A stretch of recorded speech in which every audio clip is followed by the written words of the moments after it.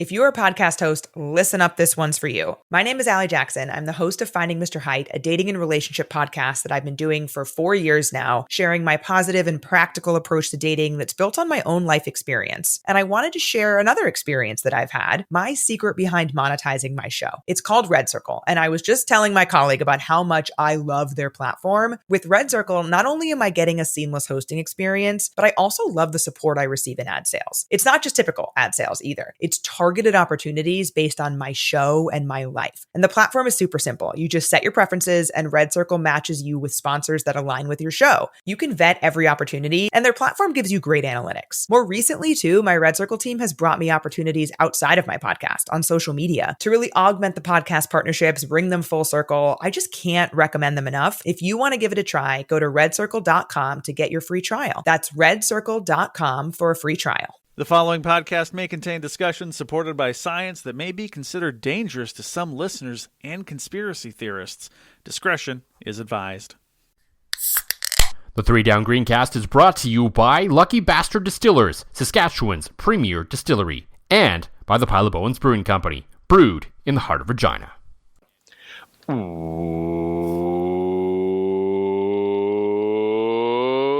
Welcome to the 3 Down Greencast. You are listening to the internet's only John's No Good, Very Bad Vacation. I am Joel Gasson with John Fraser, as usual, as we have plenty to get to, as this is our first show of 2026, after admittedly a far longer hiatus than we ever planned on taking. Yes, 100%. A few times through December, we had plans to come on the old computer here and chat about stuff. And then various things happened. There were illnesses, there were family events, then of course there was like the 2 weeks of Christmas, which really who wants to do it around then? So and nobody's going to listen during that, No. And then we kind of got really late into January now because last week, one Jonathan Q. Fraser and his lovely wife Lacey decided to do something foolish and surprise their kids with a nice trip to Mexico. Yes. And I mean, by all accounts, for the most part, the family loved the trip. Yes. But this is one that I think John is going to want to forget for a myriad of reasons because John has returned very much on the 6-game injured list. Oh, yeah. I am. Yeah, there's no doubt I'm on the 6 And game. not just for the reasons you think John might be on the 6-game injured list after spending a week at an all-inclusive resort in Mexico. No, that normally you'd think it would just be a straight hangover, but instead, and it's ironic using the term 6-game because of the way I hurt myself. So as anybody that's been to a resort of any kind, they typically through the day, you do fun things at the pool. So typically with the kids, we're not participants. We might go hang out on the beach. It gets a little crazy even for us. Well, the beach was shut down that day because of they spotted an alligator. So I'm in the pool, and first I'm doing volleyball, where if you hit it out or into the net, you do a shot of tequila. And being short, fat, and generally not very athletic, I'd had a few tequilas. So the next thing up, they're like, okay, if you want to win a bottle of tequila, you have to make a diving football catch, off this platform, basically above the water into the deep end. And I'm like, okay, that sounds awesome. So after one attempt in which I jumped the wrong way because I thought the ball was coming from the host, not his co-host, thank you, tequila, I got back up and tried it again. And in trying so again, I timed my jump perfectly, but while jumping into the air, I feel a snapping sensation in my right groin. I secured the ball, though. Can we all take a minute to talk about the fact that my groin literally snapped and I secured the ball and brought it down to the bottom of the pool and came up with it and threw it back to the person, all while being in complete agony? So, yeah. Got it diagnosed today. It's at least one partially tore adductor muscle. You were asking earlier if you could place bets on it. Yes, because you were said they believe there are multiple tears. So we need to set an over-under on where we're at here. So there are 5 adductor muscles, okay? 1 very large, 1 medium, and then 3 small. I can tell you of the 5, the large is not torn. The rest of it is a mystery until I get an ultrasound in the coming days. I'm going to set the over-under based on my physio appointment today at 1.5 partially torn adductor muscles. Okay. Are you taking the over or the under? I gotta know. Well, I think I gotta take the over if they're saying multiple is likely, don't I? There you go. And I also have perhaps the world's largest bruise. Yeah, I've seen a good portion of that bruise. The rest of it, I don't need to see for obvious reasons. You messaged me as like because I sent you a picture of my knee after like curling all weekend in the Regina Men's Bonspiel, and like the little spot there. I'm like, spot where I rest my knee on the ice when I'm throwing. You're like, I would show you my injury, but I would have to send you some photos that you do not want to see, and I did not want to see that. So I'm grateful that you waited till you got home. You could wear the house shorts in front of the mirror to send the picture of your like leg that is like entirely bruised. Yes, my entire thigh, hamstring. So this is worse than when they hit the nerve when you're getting your vasectomy? No, not at all. No? Okay. No, not even close. It's weird that it's like, if I had a nickel for every time you had like a weird groin injury, I would have 2. It's not a lot, but it's weird. This actually, it's funny. It's very painful, and thankfully, this happened on the Friday of my vacation. We left the following Monday. And Saturday, I'm like, the biggest thing for me was I didn't want to miss any family time because we were having an awesome time. The kids were having a fantastic time. So as the swelling, fun thing with groin injuries, severe groin injuries, they don't really swell up that quickly. So I messaged my friend Allison, who's a incredible physiotherapist, LifeMark Stonebridge. Go see her if you tear groin muscles or any other physiotherapy needs. Go see Allison. So I sent her a quick message. I'm like, listen, do I have to go to the hospital? Is this something that my travel insurance is about to pay for a private jet back because I need 4 weeks recovery in a Mexican hospital? So gave her my symptoms. She's like, no, you're good. Just, don't do any other explosive movements, but if it doesn't hurt, you can keep going. And I'm like, okay. So I proceeded to then walk another 3-4 kilometers to watch my kids help release sea turtles with Maya on my shoulders. The swelling then came into effect Friday night. It was absolutely painful. But this was the blessing. This was the blessing in disguise, Gas. On this trip, of course, it coincided with the start of the NFL playoffs. And after about an hour in the pool Saturday, I'm like, I can't do this. I am in too much pain. There's too much swelling. I need to go back to the room. So, with my leg in the air and ice on my groinal region, I'm hanging out there, but I'm still like, as much as it sounds like an afternoon of just watching football by yourself with ice on your groin, sounds great. It's like, well, no, my family's down at the pool. They're having this great time. No. About an hour later, Max and Connor come up. They're like, listen, we are tired. We've been swimming all week. Can we just rest in the hotel room today?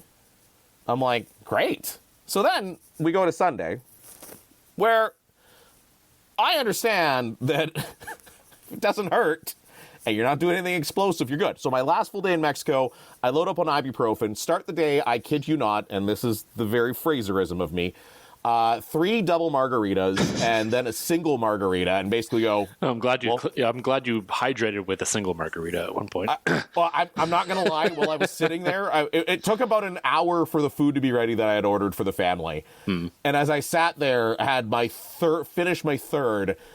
The waiter looks at me and like, you want one more? I said, better make it a single. Like, because even for me, I was like 3 double margs, And and Gas, I don't know if you've been to a Mexican resort. They are not shy. Like, a double margarita is like faint hints of lime in triple sec and tequila. So, yeah, the rest of the trip was good. But yes, I am on the 6-game injured list from attempting diving catch, which sadly will put an end to my curling season more than likely. So I was glad. Well, you did offer a solution. I did offer a solution because it was great. The Cali newsletter came out this week for the month, and just so happened to be in there. There was a page dedicated to the Sterling Bonspiel that they're calling it in sometime in February, I believe, near Valentine's Day. It is on Valentine's Day. It's like a mixed doubles tournament, but not in the male-female kind of way, in the slide curling, stick curling kind of way. I'm like, oh. I know exactly who I need to send this to right now. And legitimately, if the Rush weren't playing on Valentine's Day, Gas, I'd be down there. I would 100% take part. Oh my God. I have heard from people who, due to various knee injuries or whatnot, temporarily picked up stick curling to kind of finish out their club season. Yeah. Apparently it's far more difficult than it looks. Oh, 100%. I've never tried it. I've never done it, but I've heard figuring out weight on it is incredibly difficult. Oh yeah, I've heard the same thing. So, but I'm always up for making an ass of myself, and you know that. And if it wasn't for needing to find a way up the 7 flights of stairs at SaskTel Center that I'm still dreading for the rest of the Rush season, I would 100%. Between the benches with John Fraser. That might be on the table for this Saturday. I'm not going to lie. I'm hoping to get the ultrasound done so I can have a formal diagnosis and be like, hey, I know you guys don't like doing this league, but check this out. It's that or I'm going to be on the concourse, one or the other. So yeah, exactly. Pick your poison. Call the game blind from the concourse. Or set me up with a live feed from my basement and I'll just sit here. Give me the Firewire feed. I have fast enough internet. We're good. Yeah. You broke your thumb too, didn't you? Or did that?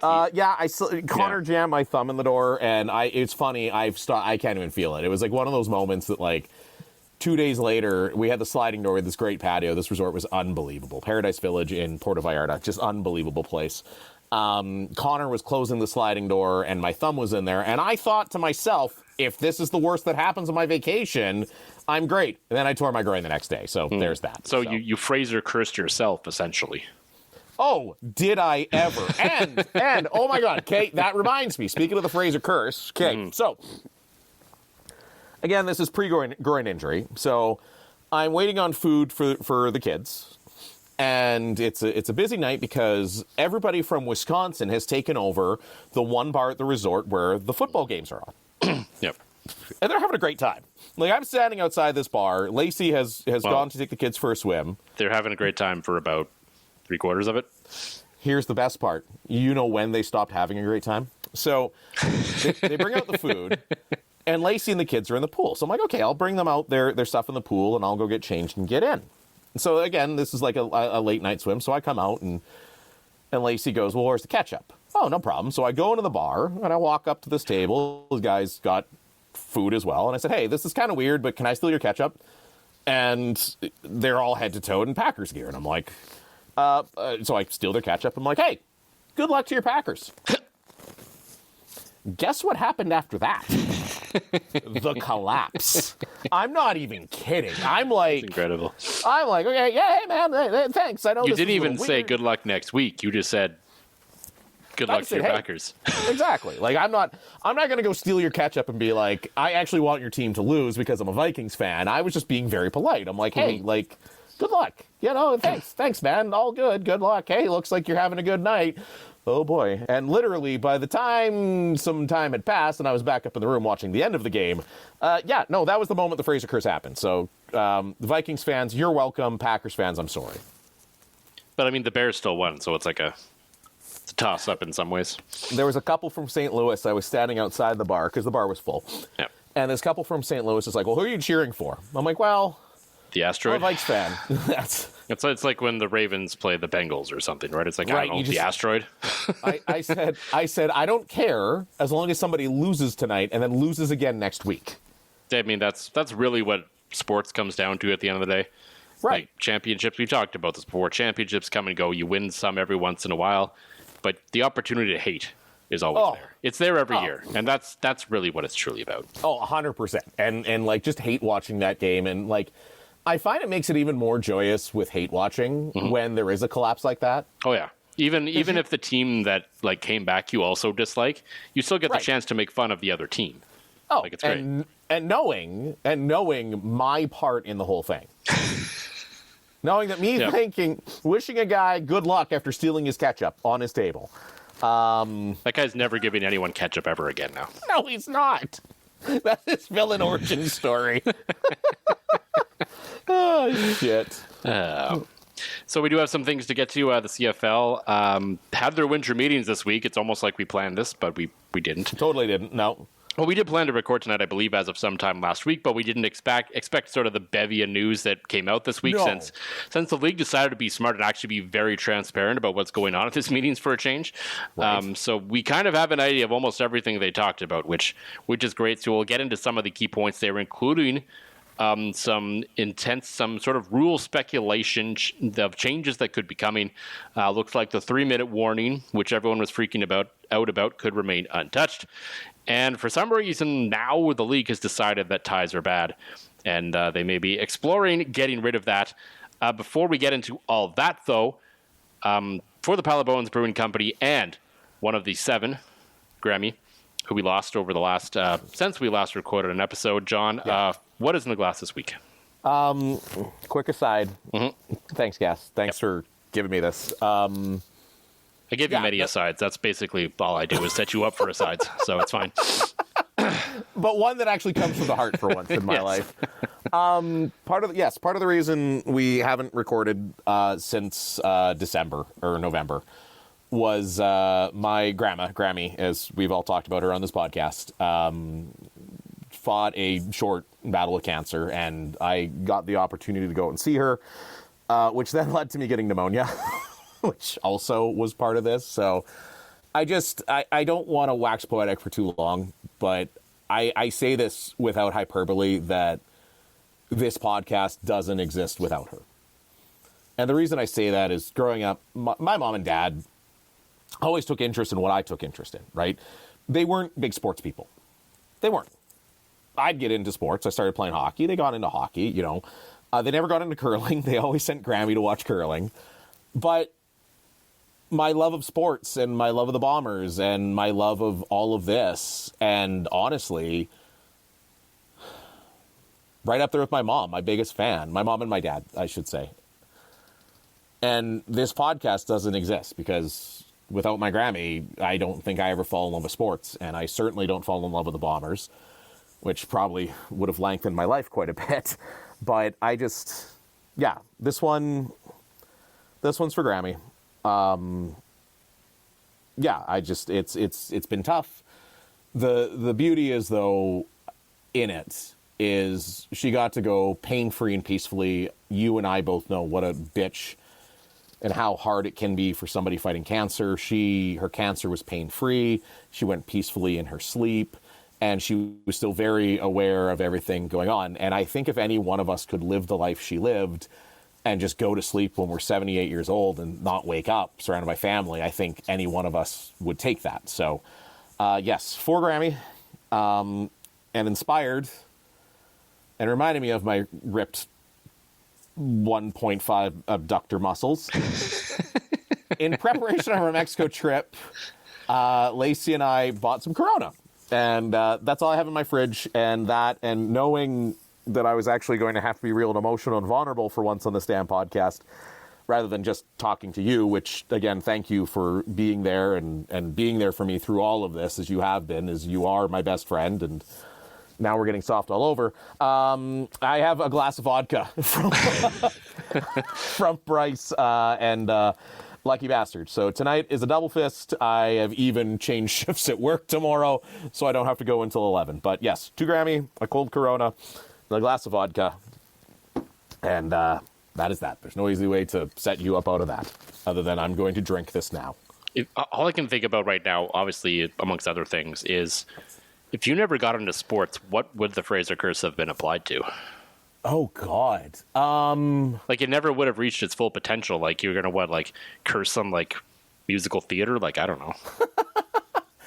No, I was, before I got into sports, I was big into chess, really big into chess. I still enjoy a good game of chess. I've got a couple chess sets. I've taught the boys. There's a standing wager in my family. Every Christmas, I say, if you can beat me at chess, I'll pay you $100. Nobody has done it, and nobody has ever taken me up on it lately. But so I feel like I would have Fraser cursed Magnus Carlsen somehow, because I love Magnus, and the fact that he shows up in jeans to tournaments and shows up like with 2 minutes on the clock. He shows up with like 90 seconds left and still proceeds to just whoop the other guy's ass. So, so Magnus Carlsen, the world's greatest chess player, be thankful that I kind of got out of chess, or you would have been cursed for sure. I don't know why. That was just a weird thought that came to my mind. It's like, What would have been Fraser cursed? It would have been chess. No, because that was it. I was like, as a kid, I was big into video games. I was big into chess. I was big into Lego, right? I'm still big into video games. I'm still enjoy Lego, especially now that I have kids. And, but yeah, chess was my thing. Like, I actually had like chess newsletters, and I would like, I would recreate games that like Gary Kasparov would play, right? Like that was my thing. And I got into sports, and I got into hockey, and then subsequently football and everything like that. And so several chess YouTubers that I like, I won't go into all of them, can all thank me for never being Fraser cursed. And there is, outside of our space-time continuum conversation, the nerdiest thing I've ever fucking said. Yeah, I think that's got to be pretty close. Yeah. I think the fact that I can rattle off a few chess... the fact that you named more than one, because I could name 0, I think is... it's pretty impressive. Is that the word? I don't know. Yeah, it's a thing. It's a thing of note. Impressive, if you will. Yes. For me, I have from the multinational brewing company here in Regina, Treasure, which is their red IPA they make every so often. Just a delicious style of beer that I don't think is made widely available enough. Just sort of dark amber beers with a good amount of hop to them. It's really almost kind of close to the perfect beer, if you really think about it. Yeah, I was going to say, like, that's because it's like the best of both worlds. Mm-hmm. I'm going to have to try that now. Yeah, I think you would like Treasure. I think you would like it if you could spot it up there. I don't know the last time they were up there, to be honest. So, and in fairness, again, Mexico trip, torn up, growing. Well, I mean, it's been out for a couple of months now. I think at least a month. Oh, that's I mean, in fairness, their dates have gotten very vague on their cans. It just says canned fall 2025, so that opens up a good range. I also was sober the entire month of December because of pneumonia. Fair. So that was I don't think that I'm thinking to myself. I'm I can't think of the last time because I went and I'm out of vodka. I was out of vodka yesterday, but I can't think of the last time I walked into a beer cooler. That needs to change. That is going to change this week, I tell you what. Some things could be changing in the CFL as the league is looking into some things this week at the winter meetings, as, of course, this was the meeting of the minds across the league, and it was the first time the Rules Committee has been able to meet since the announcement, we'll call it, earlier this year from Commissioner Stuart Johnson talking about the many things that will be changing. We don't need to go over them again in 2026 and 2027.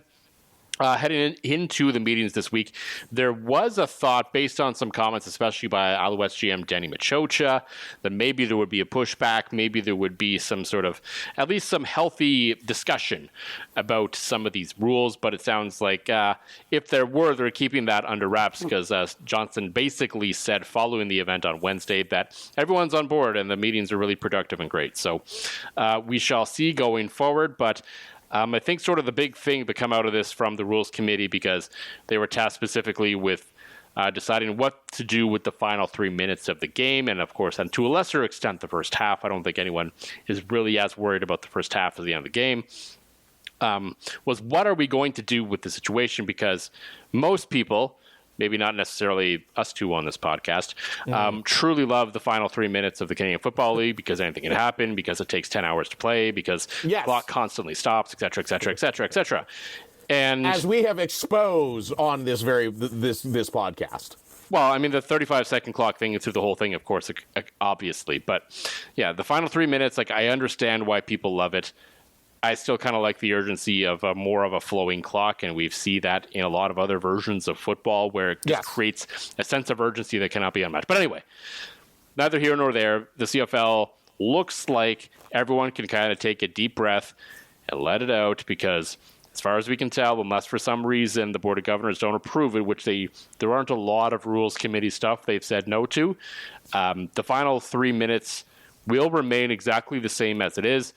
both clocks are whistled in, and it's going to be a 20-second play clock in the final 3 minutes, which, okay, whatever. It's not a scenario that I'm willing to get excited about. I think you probably could have kept it basically as is with a 35-second play clock, just as soon as basically keep that running, but don't start the game clock until you whistle it in. But right.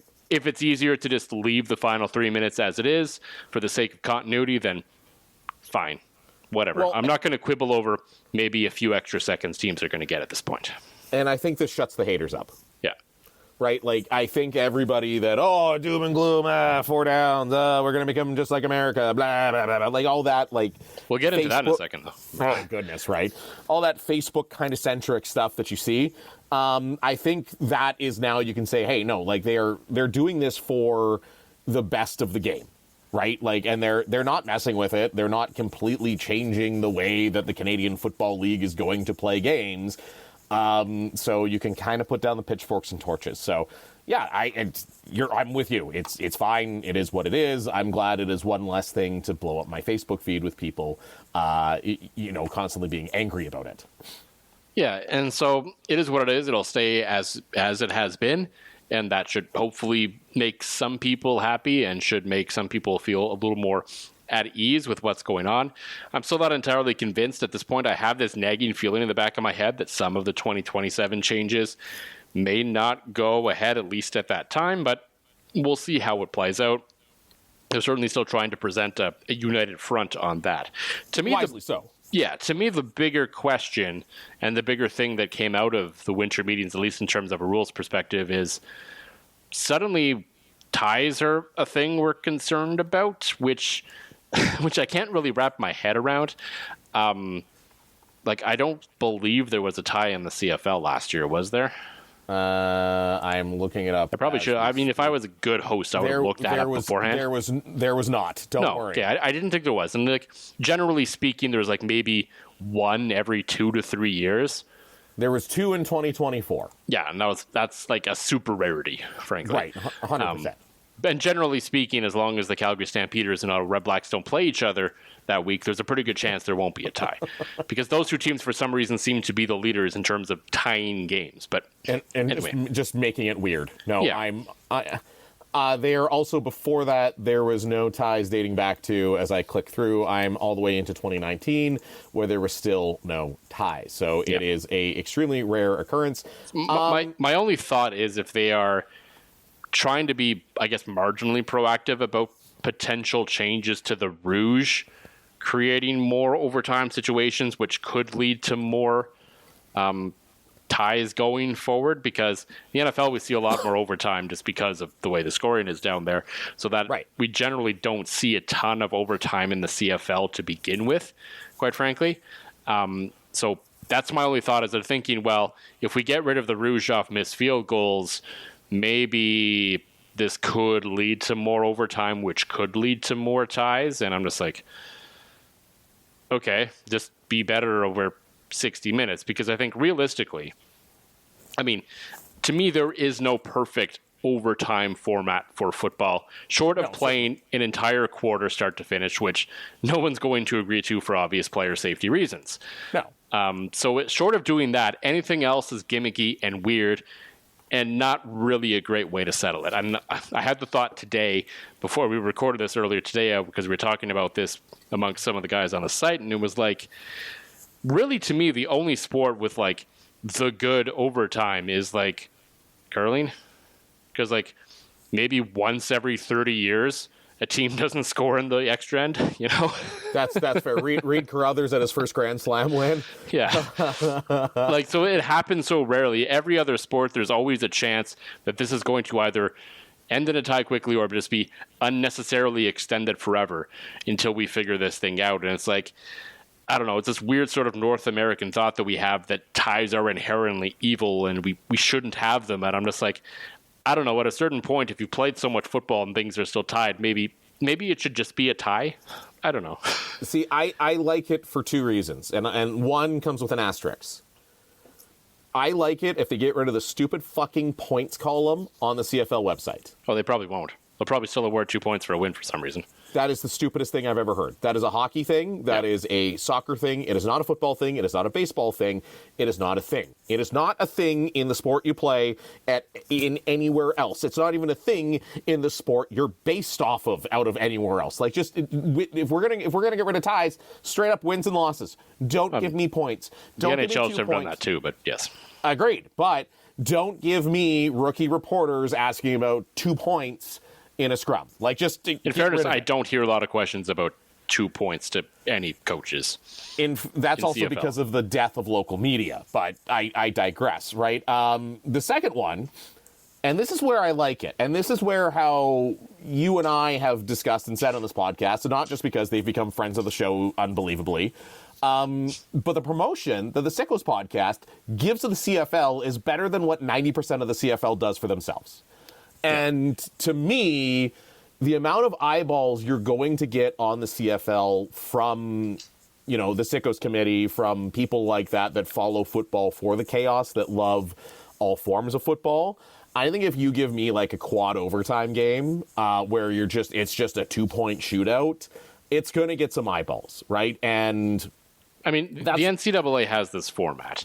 Yes. And off the top of my head, I don't remember too many games, if any, this past year actually reaching the shooter. Like, I'm sure it happened. There's so many college games. At some point it happened. But, like, games of consequence, like, I don't think it happens very often. No, but it's fun. And at the CFL level, the CFL already does a smart thing. In college, you don't have to go for 2 until the second possession. In the CFL, in overtime, every touchdown, you have to go for 2, which kind of already helps eliminate certainly a number of potential ties by the 2-point convert failing and one team getting it, right? I still absolutely love anything that could get the attention of the greater football media. And like, I just see like, and this goes back again to watching in Mexico and seeing what kind of weirdly goes viral, like their crazy soccer league down there. Yeah, they have a crazy soccer league. It's indoors. There's like lights. You have like hidden cards. You can suddenly like bring somebody from the stands to shoot a penalty kick with no notice. And like you can make it so if somebody misses a penalty kick, you get a goal. Like, it's just absolute a fever dream chaos. It may have been a fever dream. It might have been the painkillers I was on dealing with the groin. So, but again, you're right. It shouldn't happen. It should not be a thing that happens, but when it does, the kind of attention it's going to get and the kind of curiosity it's going to get, I think is a good thing. I mean, as long as teams aren't just sneaking from the 3-yard line every play. There's that. That's a whole other aside. That's a whole other topic. Yeah, that's a whole other thing we could talk about another day. But I'm supportive of it. Get rid of the points on CFL.ca. It's stupid. I've always hated it. Let chaos reign. Yeah, I mean, like, I don't hate it. It's fine. It's not a hill that I'm going to stand out here and die on and be like, why are we getting rid of ties? It's ruining the sanctity of football. Like, no, I don't care that much one way or the other. I don't think it's really going to happen, quite frankly, all that often. I wonder what sort of prompted this suddenly after realistically no significant number of ties as you went back and looked over the last 5 seasons. Yeah, nothing. It dates back to 2017 was the last tie before that. So, sorry, I'm scrolling through our favorite angry Facebook group to see if even they're upset about ties, and they apparently do not appear to be. So that's, our sanctity of our game is apparently still okay. So ties are... There's obviously someone... This is the next step that the CFL needs with their winter meetings is in the NFL, when they go into their off-season meetings, like, you see all the resolutions that are kind of put forward in this and who put them forward. So you know which teams are trying to sort of promote what. So I want to know who brought this forward and why. See, I don't know. This strikes me as Stuart Johnson, TV guy. But you're only technically even extending the TV window. True, but... Because these 2-point play things aren't quick. No, but for your analysts and your sports betting and your highlight packs and everything, ties are kind of a bit of a waste of airspace, right? Like, this strikes me as former TSN exec going, I want Davis Sanchez talking about winners and losers, right? I don't want him mumbling about a tie. Yeah. I don't want Davis Sanchez talking about anything, to be fair, but... No, but I mean, like, I don't know. If the NFL hasn't, gotten rid of ties, then why should any level of football, quite frankly? No, you're not wrong. I don't disagree with that side. I welcome the chaos. We'll see if it actually is a chaos. I mean, and like I said, I don't imagine we'll actually see this play out all that often if it's approved, because for the reasons we've talked about, I mean, there will still be rouges off punts. There will still be, of course, 2-point conversions and overtime. So, and there'll also be weird stuff that can happen throughout the course of a game that will likely prevent overtime. So the CFL has never been an overtime heavy league for whatever reason compared to some other levels of sports and other levels of football. But yeah, I don't know. It just seemed very out of the blue compared to some of the other things that they were talking about, which have kind of been front center. Like, I mean, we've talked about the awards for a long time. They're looking at potential changes there. Yeah. They've discussed potential tweaks to the playoff format, but didn't really give much detail in terms of what that meant. So just some sort of things to keep an eye on for all of that going forward. From a rider perspective, go on. I'm surprised, really quickly, I'm surprised that the playoff format thing, now that it has been like gangbusters, it's been awesome in the National Lacrosse League, the unified standings, I'm surprised that doesn't have more traction. Yeah, I mean, and maybe it does. Who knows? It might have behind the scenes. And then, I mean, that may also depend on the sort of never-ending plans for a 10th team, and maybe at that point you roll out some change. I don't know, but yeah, I mean, I think you and I are both in favor of one playoff format. I'm in favor of, honestly, just one division, 1 through 6, 1 and 2 get a bye. Let's go. Like, yeah. I am, and as a guy that like works for the National Lacrosse League, I will die on the hill that the unified standings are the best thing ever. Like, what the NLL has done is it's been fantastic. Like, every game. Yeah, like unless you're like a 32 team league with 2 large conferences and 4 divisions, like, no, you don't need all this. There's 10 teams. 60% of the teams make the playoffs. Just make this easier than it can be. Like, exactly, and no longer those non-divisional games lose their oomph, right? Like, like Saskatchewan, Oshawa. Yeah, if you want to increase, this is another way to increase attendance, because for a lot of teams, and this is true across both divisions, the lower attended games are the cross-divisional games. Certainly. If all of a sudden it's October and the Ottawa Red Blacks are playing the Calgary Stampeders, but there's a playoff spot on the line for both teams, okay, let's go. Right. Even like the Rush this weekend, Rush versus the league against Oshawa, who's now at 2-4, and now all of a sudden this game means a lot for Oshawa. Right? In the past, if the East Division was weak, it's like, this doesn't really matter. You know, who cares if Oshawa gets the break speed off of them? So all of a sudden, it's like, okay, this has some weight because Oshawa's sitting in 11th place right now. They're on the playoff bubble. It's time for them to pick it up, right? And all of a sudden, a game coming up on January 17th has a ton of meaning for one of the two clubs. Anyway, from a rider perspective, is sort of what came up over the course of the meetings, of course, was Jeremy O'Day was asked, of course, about the status of Kian Schaffer-Baker. You'll remember on Christmas Eve, I believe, the Riders announced that they had re-signed Sam Emilus to a 2-year, well-earned, big money, but not as big as I was expecting contract. Details are, of course, up on 3downnation.com. Basically, about $290 a year. I expected Emilus to break 300 based on a lot of talk. Like, if you listen to Hodge and JC and Dunk on that podcast, the way they broke down the increases in the cap now, like a $300,000 receiver is basically like a previously $220 or whatever the number was. Like, interesting. You have to think of it as percentage of the cap, not just pure number anymore. And for how much the cap has gone up, paying a receiver $300,000 isn't as insane as it was just a few years ago, even, right? So, I mean, you could still pay a quarterback $700,000. You could, and you know. As an aside, the Riders, of course, a while ago also re-signed Trevor Harris to what I think was an extremely team-friendly deal, all things considered. Yeah. That number, like, he easily, as only one of, 5 guys, to have won a Grey Cup in Saskatchewan, easily could have got 500 plus, guaranteed essentially, and did not. So the fact that he's still kind of middle of the pack-ish in terms of the starting quarterbacks is fantastic news for the Saskatchewan Roughriders. Yeah, absolutely. But that, of course, does leave, sort of the other big name for the free agency amongst many big names on this team. But in terms of the fan favorite would be Kian Schaffer-Baker. And if you read Jeremy O'Day's comments, which you can read up on 3downation.com, he said it would be tough to fit both of them under the cap, which is essentially saying, barring something drastic, I think it's safe to say that we will not be seeing Kian Schaffer-Baker in green and white in 2026. No, and the guy's got all the potential in the world. I will not miss his interviews, listening to him at any time. Again, fan favorite, great with the fans. Like, I'm not, like, calling him cliche Schaffer-Baker is a total former, like, media guy, like, to grievance, old man, shakes his fist at cloud.